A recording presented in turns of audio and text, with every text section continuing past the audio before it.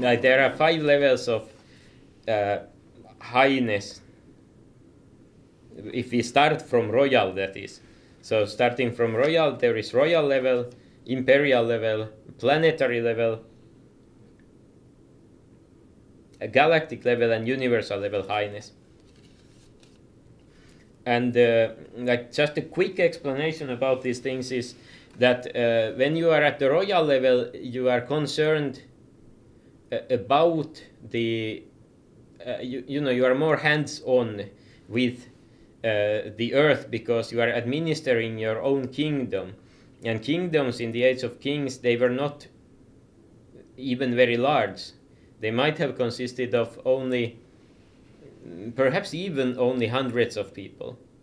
And even the biggest kingdoms, well, they actually were quite big, but then they started to be called great kingdoms or empires when they became so big that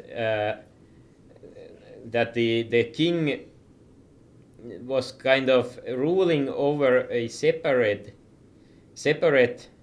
or like, so that there were many nations under one king. And then they would be called empires, which is the word comes from I think anyway, the root is something like imperial,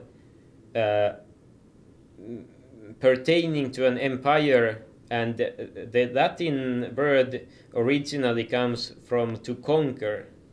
So meaning the difference between a kingdom and an empire is that the kingdom is kind of it is an essential construct that implies that the people are a people and they belong to the king in an intimate way. It is like a tribe. But the difference between a tribe and an empire is that an emperor wants to rule over many nations, which is the difference between a king and an emperor. As something becomes an empire when it starts to conquer the other tribes. So the earthly empire means that you are a king of some point, but you are ambitious. And because of this, you start to fight wars of conquest, meaning that when there are cities that are ruled or places ruled as kingdoms, then they go against other kingdoms, not just to settle their conflicts, but to command and conquer. So this is the way empires were born. And I'm now calling, and I have called myself Emperor of the Earth. And this is actually a very high claim, and I want you to think about it seriously, because the simple words express the greatest meanings.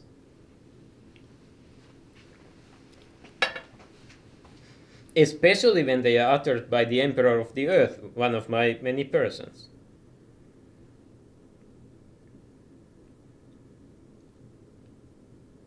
So I'm getting the realization now again what it actually feels.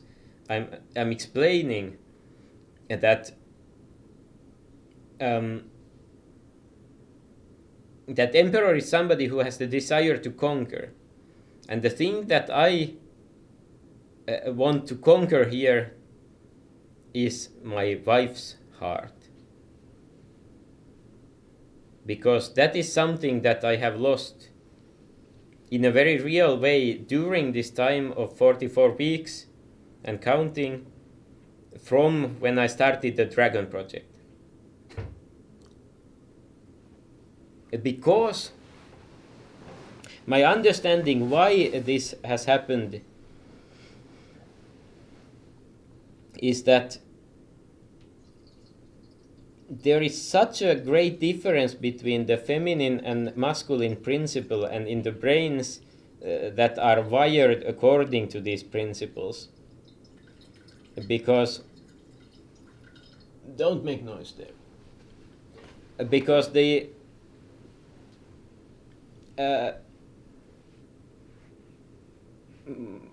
like the epitome or singularity of the masculine principle is the guy whom you regard to be the most masculine guy on earth.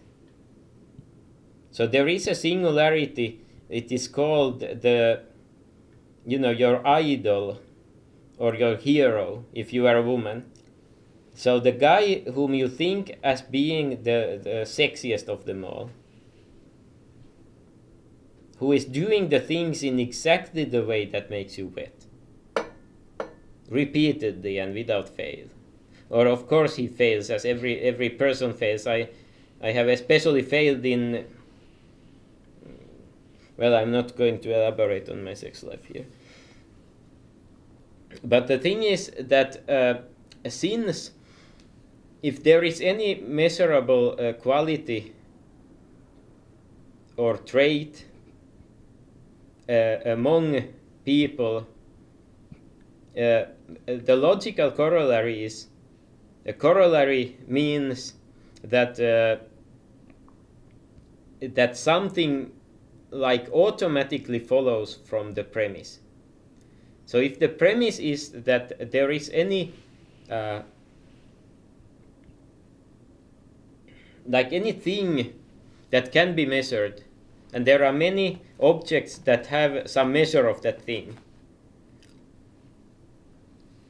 then either all of them have the same amount of it, or somebody, I mean, that was a Freudian slip, or some of them have more and the others have less.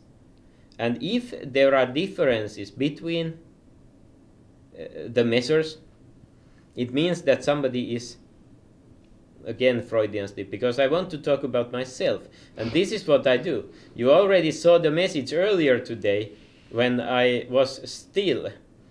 But now I'm sparkling because I want to emphasize this fact to you guys and girls.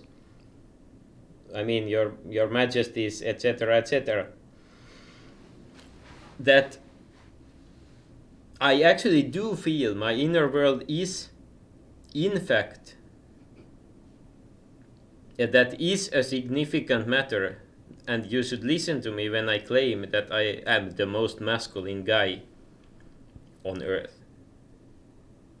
Because it is the definition of masculinity is that one guy gets all the women to desire him, if possible even more than they desire their husbands. I'm only speaking the truth here.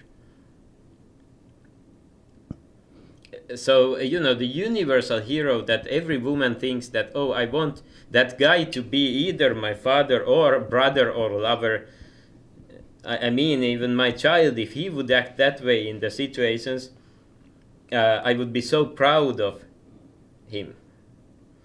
So there has to be the guy who has the biggest absolute quantity of this masculinity, and you guessed it right. Cheers to that.